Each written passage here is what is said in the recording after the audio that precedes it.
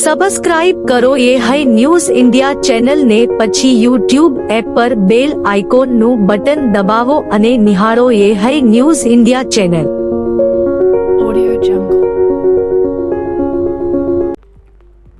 બનાસકાંઠા જિલ્લાના પાલનપુર તાલુકાના સદરપુર ગામે ખેતરના ભાગ્યાની હત્યાનો ભેદ એલસીબી પોલીસે ઉકેલી લીધો છે.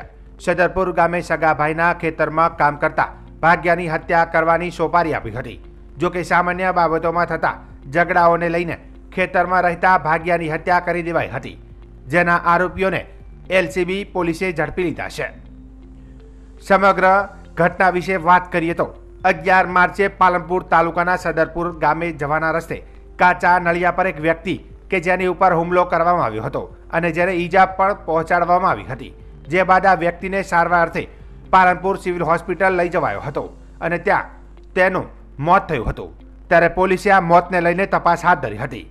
જિલ્લા પોલીસ વડાએ આ હત્યા માટે એલસીબી, એસઓજી સહિત 10 ટીમો બનાવી હતી. ત્યારે કોલ ડિટેલ અને બાતમીના આધારે સદરપુર ગામે રહેતા ગણેશભાઈ ભીખાભાઈ ગામી પર પોલીસને શંકા જતા પોલીસે પૂછપરછ કરી હતી અને હત્યાનો ભેદ ઉકેલાયો હતો.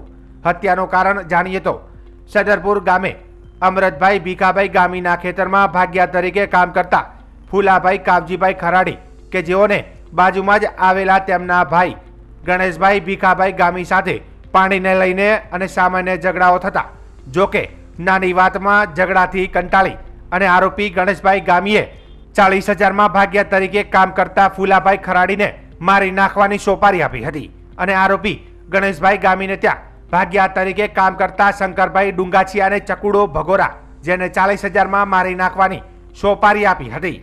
ત્યારબાદ 11 માર્ચે સદરપુરની ડેરીમાં દૂધ ભરાવી અને મૃતક પરત ફરતા હતા ત્યારે ધારિયા અને ધોકા વડે શંકરભાઈ ડુંગાચિયા, ચકુડો ભગોરા, સંજુભાઈ ભગોરા અને દિનેશ ભગોરા તમામ આરોપીઓએ અમીરગઢના હતા અને તેઓએ મૃતક પર જીવલેણ હુમલો કરી તેની હત્યા કરી દીધી હતી.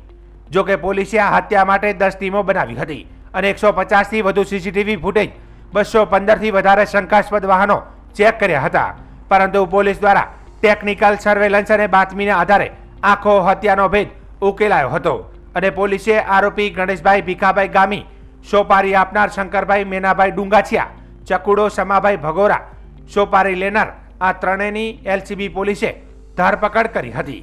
જ્યારે સંજુ ભગોરા અને દિનેશ ભગોરા જે બંને નાસ્તા ફરતા છે અને જેની પોલીસે પકડવાની કાર્યવાહી હાથ ધરી છે. તારીખ 11/3/2025ના રોજ સવારે 8:30 વાગ્યાની આસપાસ પોલીસને જાણ થાય છે કે સદરપુરા ગામ કે જે પાલનપુર તાલુકા પશ્ચિમ આવેલું છે, ત્યાં એક આધેડ જેવા વ્યક્તિ કે જેની ઉંમર આશરે 25 થી 30 હોય તેવા વ્યક્તિની ઉપર કોઈ જાનલેવા હુમલો કરેલો છે અને હાલમાં તેને જે છે તે બોડી ત્યાં પડેલી છે. પોલીસને જાણ થતાં તાત્કાલિક ધોરણે પોલીસની ટીમો ત્યાં પહોંચી જાય છે, લોકલ પોલીસની ટીમ, અને ત્યારબાદ જે છે એ વ્યક્તિને હોસ્પિટલ ખાતે ખસેડવામાં આવે છે. વ્યક્તિ જે હોય છે તે બોલી શકે તેવી ભાનમાં ના હોવાથી 1 દિવસની સારવાર બાદ તેમનું મૃત્યુ થાય છે. ત્યારબાદ પોલીસ દ્વારા જે છે એ આની અંદર હત્યાનો ગુનો ઉમેરો કરવામાં આવે છે. પરંતુ જે જગ્યાએ હત્યા થઈ હોય છે તે સદરપુરા ગામની સીમમાં કે જે ખેતર હોય છે, જે ખેતરની બાજુમાં તે અમરતભાઈ ભીખાભાઈ ગામીનું ખેતર હોય છે, ને એ ખેતરમાં જેની પર હુમલો થાય છે તે કિરીટભાઈ કાવજીભાઈ ખરાડી કે જેની પર આ હુમલો કરવામાં આવેલો હોય છે. પોલીસ દ્વારા અલગ અલગ ઘણી બધી જગ્યાના સીસીટીવી ફૂટેજ ચેક કરવામાં આવે છે, પરંતુ કોઈ એવી ફળદાયી હકીકત પોલીસને મળતી ના હતી. તેથી કરીને પોલીસે તમામ દિશાની અંદર એ પોતાના હ્યુમન રિસોર્સના સોર્સને કાર્યરત કરી અને ઘણી ઊંડાણપૂર્વકની તપાસ છેલ્લા 3 દિવસથી પોલીસ કરી રહી હતી અને આ તપાસના અંતે પોલીસની એલસીબીની ટીમને તથા સાથે સાથે સાયબર અને પેરોલની ટીમ દ્વારા આ ગુનાનો ઉકેલ કરવામાં આવેલો છે. જે બનાવ બનેલો છે તેમાં જે મુખ્ય કાવતરાખોર છે તે છે ગણેશભાઈ ભીખાભાઈ ગામી કે જેઓ જે મરણ જનાર છે તેની બાજુમાં જ રહેતા હતા અને માત્ર એક સામાન્ય કચરો નાખવાની બાબતો, પાણી નાખવાની બાબતો જે બાબતમાં થઈ અને રોજ બોલચાલ થતી હોય, તેમણે પોતાના જ ખેતરમાં રહેતા બીજા ભાગીયાઓ કે જેમના નામ છે ક્રમશઃ ગણેશ ભીખાભાઈ, શંકરભાઈ મેનાભાઈ ડુંગાચિયા અને ચકુરુભાઈ ઉર્ફે ચકુડો સમાભાઈ ભગોરા, સંજુભાઈ અમરાભાઈ ભગોરા અને દિનેશભાઈ ધનાભાઈ ભગોરા ને 2 લાખ રૂપિયાની સોપારી આપી આ વ્યક્તિના જે છે એ મારવા માટેનું કહ્યું હતું અને ત્યારબાદ આરોપી દ્વારા જે છે રાત્રિના સમયે તેની પર હુમલો કરવામાં આવે છે અને ત્યારબાદ છે તેનું મૃત્યુ થઈ જાય છે. પરંતુ પોલીસ દ્વારા જે છે એ ખૂબ જ ઊંડાણપૂર્વકની તપાસ કરી અને તમામ આરોપીને જે છે પકડી પાડવામાં આવેલા છે. બનાસકાંઠા જિલ્લાના વાવ તાલુકામાં 61 ગ્રામ પંચાયતો આવેલી છે, જેમાંથી ગામનો વિકાસ કરતી 14 જેટલી ગ્રામ પંચાયતો માટે પોતાનું મકાન નથી. વાવ તાલુકામાં જૂની પંચાયતોમાંથી વિભાજન કરીને નવી 8 પંચાયતો 3 વર્ષ પહેલા બનાવવામાં આવી છે.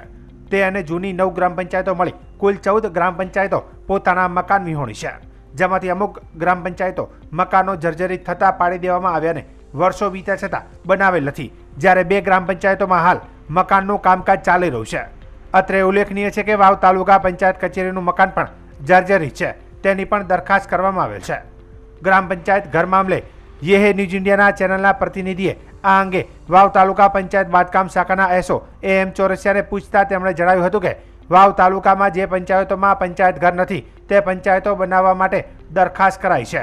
જે પંચાયતો રાજીવ ગાંધી ભવનમાં ચાલે છે તે ગામોમાં પંચાયતોના મકાન બનાવવાના નથી.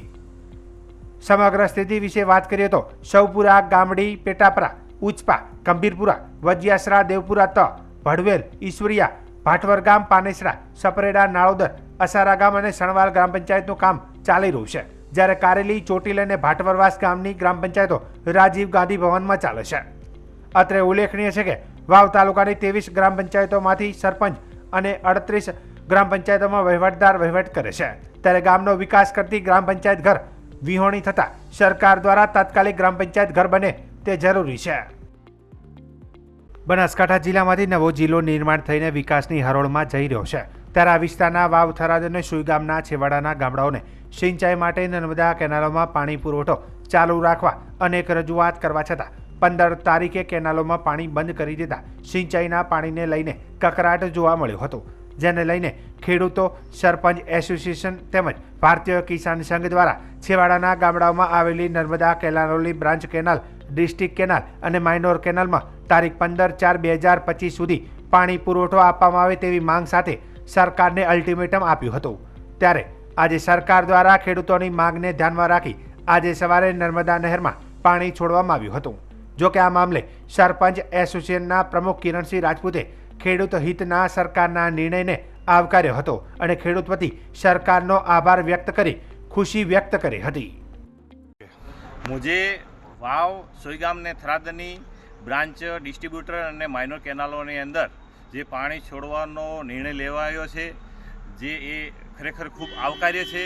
જે અમે આજથી 5 દિવસ પહેલાં રજૂઆત કરેલી હતી નર્મદા નિગમને, માનનીય મુખ્યમંત્રી સાહેબને, અને જે નિર્ણય લેવામાં આવ્યો છે ખરેખર આવકાર્ય છે, જેથી હું નર્મદા નિગમનો અને સરકારનો ખૂબ આભાર વ્યક્ત કરું છું.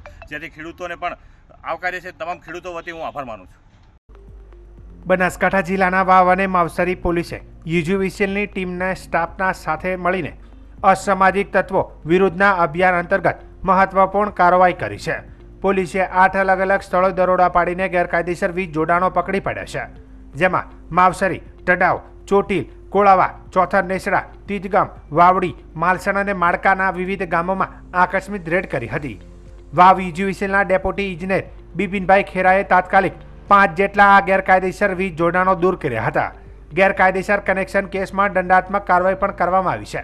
આ કાર્યવાહીથી વિસ્તારમાં ગેરકાયદેસર પ્રવૃત્તિઓ આચરતા તત્વોમાં ફફડાટ ફેલાયો છે. વાવ અને માવસરી પોલીસ તેમજ યુજીવીસીએલની આ કામગીરી ગેરકાયદેસર પ્રવૃત્તિઓ પર અંકુશ મેળવવાના અભિયાનનો એક ભાગ છે. બનાસકાંઠા જિલ્લાના સરહદી વિસ્તારમાં ઉનાળાની શરૂઆત થતાં આગની ઘટનાઓમાં વધારો થતો હોય છે, ત્યારે ગત 18/3/2025ના રોજ વાવ તાલુકાના એટા ગામે આકસ્મિક રીતે ગામતળમાં આગની ઘટના બની હતી, જેમાં બાબુભાઈ કરમસિંહભાઈ વાલ્મીકીને ત્યાં ભયાનક આગ લાગી હતી. આગ એટલી વિકરાળ હતી કે બાજુમાં પડેલા અંદાજિત 1000થી 1200 પૂળા બળીને ખાખ થયા હતા, તેમજ અન્ય કોઈ જાનહાનિ સર્જાઈ નહોતી. જોકે આજુબાજુમાં રહેતા ગ્રામજનો દ્વારા આગ પર કાબૂ લેવામાં આવ્યો હતો. જોકે સમગ્ર મામલે તલાટી ક્રમ મંત્રીએ ઘટના સ્થળે જઈ પંચનામું કરી તાલુકા વિકાસ અધિકારીને જાણ કરી હતી.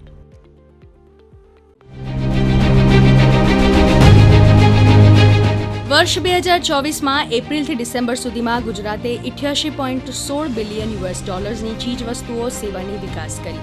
મતલબ ભારતની કુલ નિકાસમાં ગુજરાતનો હિસ્સો 27%થી પણ વધુ હતો. ગુજરાત વૈવિધ્યસભર ચીજવસ્તુઓની નિકાસ કરે છે. આ નિકાસની સફળતા પાછળ કયા પરિબળો ભાગ ભજવે છે, समझावे छे सूरतना डायमंड क्लस्टर ना अग्रणी। सूरत को डायमंड इंडस्ट्रीज एक एक्सपोर्ट में सबसे बड़ा ज़्यादा 90% डायमंड एक्सपोर्ट होते हैं, तो वो सूरत में बनते हैं। गुजरात के पास 2 पोर्ट है, कंडला हजीरा सूरत के अंदर, और यहाँ का जो रोड कनेक्टिविटी है और यहाँ की जो एयरपोर्ट्स फैसिलिटी है, ये सब बहुत अच्छे तरह से प्ले कर रहे हैं। ઇન્ડસ્ટ્રીઝ એક્સપર્ટના મતે માળખાકીય સુવિધાઓ ગુજરાતના સારા નિકાસ પ્રદર્શનમાં મહત્વનું પરિબળ છે. મુન્દ્રા, કંડલા અને હજીરા જેવા બંદરો ઉપરાંત વ્યાપક રોડ નેટવર્કના પગલે ગુજરાત દેશના નિકાસ કેન્દ્ર તરીકે ઉભરી આવ્યું છે. ગુજરાત નિકાસ પ્રોત્સાહન નીતિ નિકાસકારો માટે નવા અવસરો ઊભા કરે છે. गुजरात एक एज ऑलवेज बिन प्रोएक्टिव कि हम कहीं भी पॉलिसी लेके आते हैं, हम इसको देश में पहले इंट्रोड्यूस करते हैं. जैसे हाल ही की बात करें तो सेमीकंडक्टर पॉलिसी, गुजरात ने इसको पहले से ही एनविजन किया. वही चीज़ हो रही है दूसरे सेक्टर्स में भी, जैसे केमिकल, फार्मा, रिन्यूएबल की बात करें तो रिन्यूएबल में भी आज गुजरात पूरी दुनिया के लिए प्रोड्यूस करने लगा है. ગુજરાતના એક્સપર્ટ હબ બનવા પાછળનો શ્રેય માત્ર મજબૂત માળખાગત સુવિધાઓ અને નીતિઓને જ નહીં, પરંતુ કુશળ કામદાર વર્ગને પણ જાય છે. આમ ગુજરાત સૌના સાથ, સૌના વિકાસ અને સૌના પ્રયાસ થકી વિકસિત ભારતના લક્ષ્યને સાકાર કરવા માટે આગળ ધપી રહ્યું છે. Bureau report, Ahmedabad. સરદાર કૃષિ યુનિવર્સિટી દાંતીવાડાના કુલપતિ ડોક્ટર RM ચૌહાણના માર્ગદર્શન હેઠળ રાષ્ટ્રીય સેવા આયોજનની 5 દિવસીય શિબિરનું આયોજન હાથીદરા મુકામે આગામી 22 માર્ચ સુધી કરવામાં આવેલ છે. આ શિબિરમાં નિયામક વિદ્યાર્થી કલ્યાણ ડોક્ટર KP ઠાકર દ્વારા વિદ્યાર્થીઓને રાષ્ટ્રીય સેવા યોજનાનું મહત્વ, ઉદ્દેશ તેમજ રાષ્ટ્રભાવના વિશે એક સ્વયંસેવક તરીકે આપણી શું જવાબદારી હોવી જોઈએ તેના વિશે માર્ગદર્શન આપ્યું હતું. કુદરતી આપત્તિ સમયે સ્વયંસેવક તરીકે શું જવાબદારી હોવી જોઈએ તેની માહિતી આપી હતી. કૃષિ મહાવિદ્યાલયના આચાર્ય ચીમનભાઈ પટેલ, ડોક્ટર MD સોલંકીએ વિદ્યાર્થીઓને આ 5 દિવસીય ખાસ શિબિરમાં ખેડૂતોમાં પ્રાકૃતિક કૃષિ, જળ સંચય, કુદરતી આપદા, પ્રૌઢ શિક્ષણ, પોષણયુક્ત ખોરાક જેવા આયોજનો વિદ્યાર્થીઓ થકી ખેડૂતોમાં પહોંચે તેવી પહેલ કરાઈ હતી. સમગ્ર પ્રોગ્રામનું સંચાલન food technology મહાવિદ્યાલયના Acharya doctor JJ Dhaduk અને ડોક્ટર રાકેશકુમાર N પટેલ, ખેતીવાડી અધિકારી નિયામક વિદ્યાર્થી કલ્યાણની કચેરી દ્વારા કરાયું હતું. આ શિબિરમાં ડોક્ટર KP ઠાકર, નિયામક વિદ્યાર્થી કલ્યાણ ડોક્ટર SD સોલંકી, આચાર્ય ચીમનભાઈ પટેલ, કૃષિ મહાવિદ્યાલય, મહંત શ્રી દયાળપુરી મહારાજ હાથીદરા, હર ગંગેશ્વર મહાદેવ મંદિર પ્રોગ્રામ ઓફિસરશ્રીઓ અને 250 જેટલા સ્વયંસેવકો ઉત્સાહભેર આ 5 દિવસીય ખાસ શિબિરમાં જોડાયા હતા. બનાસકાંઠા જિલ્લાના ડીસા તાલુકામાં જેડા કુચાવાડા રોડ પર ગંભીર અકસ્માત સર્જાયો છે. 2 ટેલર અને 1 કાર વચ્ચે સામસામે અથડામણ થઈ હતી. અથડામણની તીવ્રતા એટલી હતી કે 3 વાહનોમાં આગ ભભૂકી ઉઠી હતી. અકસ્માતમાં 3 લોકોના મોત થયા હોવાની આશંકા સેવાઈ રહી છે. ઘટનાની જાણ થતાં ફાયર બ્રિગેડની ટીમ તાત્કાલિક ઘટનાસ્થળે પહોંચી ગઈ હતી. ફાયર ફાઇટરે આગ પર કાબૂ મેળવવાની કામગીરી હાથ ધરી હતી. ડીસા તાલુકા પોલીસે ઘટનાસ્થળે પહોંચીને પરિસ્થિતિને નિયંત્રણમાં લીધી હતી. અકસ્માતના કારણે રસ્તા પરનો વાહન વ્યવહાર કેટલાક સમય માટે ખોરવાયો હતો. તો પોલીસે અકસ્માતના કારણો અંગે સંપૂર્ણ વિગતો જાણવા માટે હાલ તપાસ શરૂ કરી છે.